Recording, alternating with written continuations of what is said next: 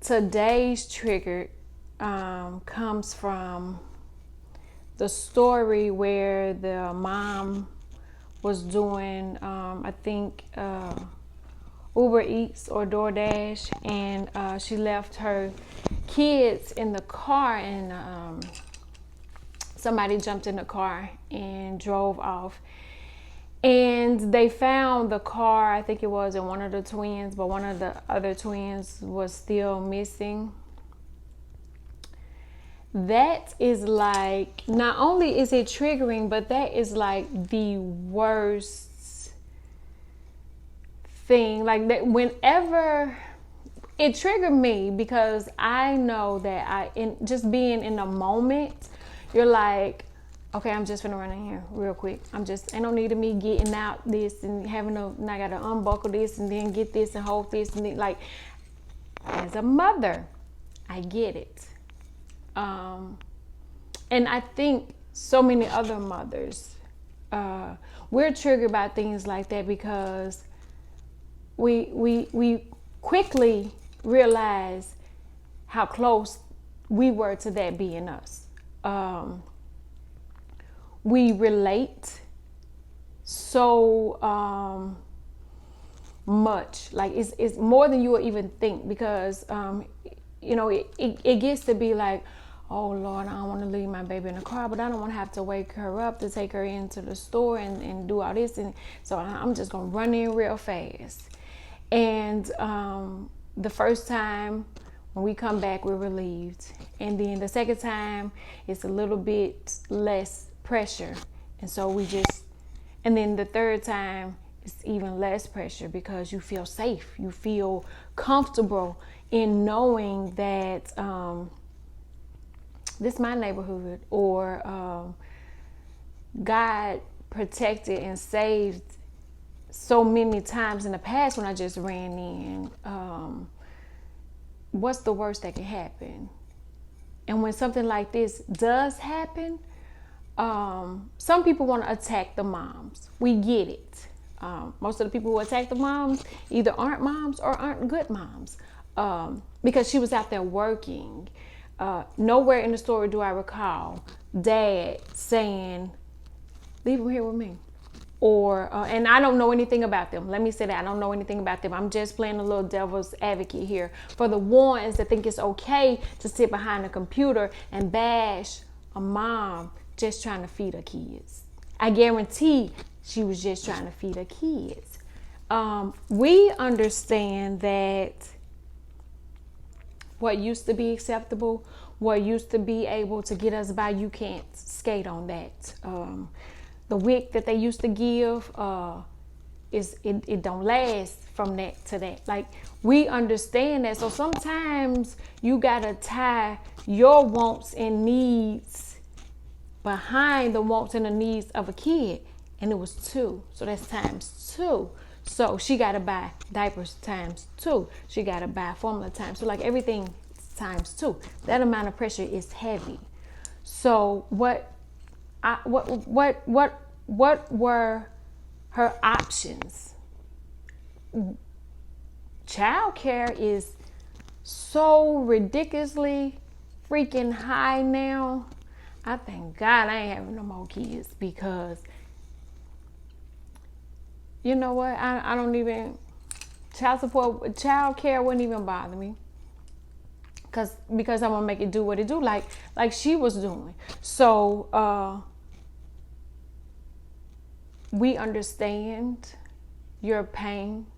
We understand your thought process. We understand your life. Like, it's so many mamas that just be like, I'm gonna go to school during the day and I'm gonna work at night, and then when the babies go to sleep, I'm gonna do my homework, and then I'm gonna drive them around, and while they sleep, I could be making a little extra money. Like, we get it.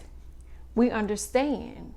But just like we did last week with Megan, we stand with you. Like, I don't know, and I hope you did feel the prayers that we were sending.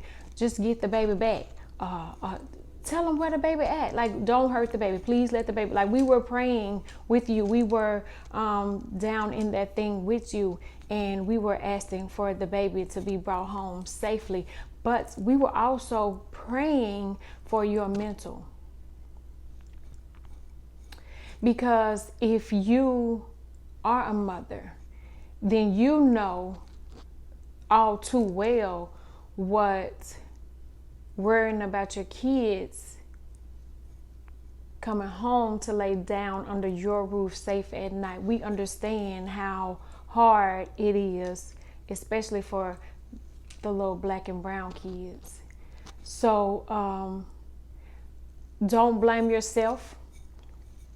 You're not alone. I remember my oldest, I ended up locking her in the car. Oof. I went to the gas station. I've been in this gas station 100 times. It was right down the street from my parents' house. And I had to stop and get gas and do about 6 other things before dropping her off so that I can go to school and then to work. So I did do that. And my youngest, some kind of way, they were at cheerleading practice and she locked her dad out the car. And the only thing that made her unlock the door was because it was a lady out there with a phone. It was like, you want my phone? You want to play my phone? And she was like, yeah. So she unlocked the door. So we get it.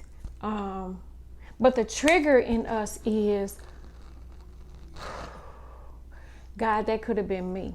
That could have been my baby.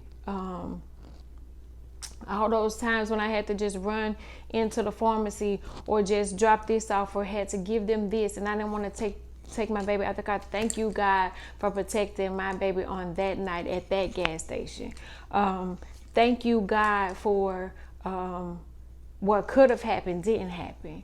And it's also sympathy and empathy. We empathize with you. We sympathize with you because being a black mother in today's world is, I don't think people understand the amount of pressure we're under. And we can't blog about it enough. We can't write about it enough. We can't shout. We can't scream. Like there's so many things that we saying that we need y'all to step up, to pull up, to man up. And every day it gets harder and harder because there's a new thing out with an attack on our kids. I read a story today where a man, 41, impregnated a 13-year-old child. A child. And his bond was $28,000. Why? Why do you even have a bond? That's a predator. That is somebody that preys on our youth. And it probably wasn't the first time. And if y'all let him out and go walk, it probably won't be his last time either. So I beg of you to please keep us safe, protect and serve. $28,000 for a bond. For what? Like why do he deserve? Like, it's somebody in there that deserved that didn't get that. But I want to encourage mothers and to say, as a world, our babies need a little bit more covering, a little bit more protection.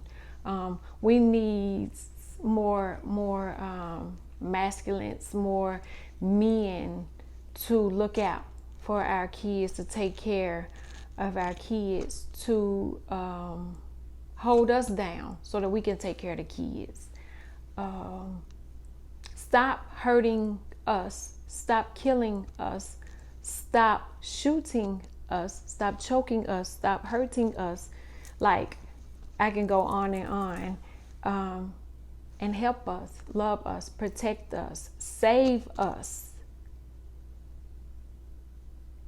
Because without us, there's no you. So the triggering in this is stemmed from that could have been me. And it goes on to say, I'm not the only one that should be thanking God. I'm not the only one that should be reaching out to another young black mother that's just trying to feed her baby. How many times have we heard that in different rap songs? We just want to do right by our kids. We want to go on vacation, have a cool tribe of girlfriends, close girlfriends, sister friends. We want a strong man to hold us down, let us go in our soft girl era, because we tired of being masculine. We want to take the cape off. We want to just be wives. Y'all want to listen to these other men that tell us, to tell us what we should be doing? Like, listen to a study, figure out. Know what you're getting yourself into, because every woman is not the same, I guarantee you. And the type that you used to dealing with might not be the type you need to keep dealing with, or the type that you dealing with maybe shouldn't be your type. Because we all got a type, we all got a list of what we think we want, and then we get that and be like, I don't really want that shit. But and to the fathers, get in your child's lives. Don't make them suffer for whatever reason or whatever you got going on, or how their conception may have gotten them to this point. Just do what you're supposed to do as a man, as a father, as a husband, as a boyfriend. Them other little titles right there, I don't even know. And then I am 41, so I don't even, them other little sneaky links and boyfriends and all that stuff. Husband me. Husband me. Husband, I want a husband. Strong black husband. So that when we together, you pumping and paying for the gas. I hate pumping and paying for the gas. But we ain't got to leave the baby, but they, big anyway, so they could really pump the gas. But that's neither here nor there. What I'm saying is, take it back to the 2-parent household. Because even 2 parents sometimes don't be enough, especially if you're outnumbered. And she's outnumbered. So I encourage, get a village. Everybody needs their village. Somebody to help them pick up the slack. And you help them. It's a circle. It's a triangle. It's a square. Whatever you want to make it. Just make it, form it.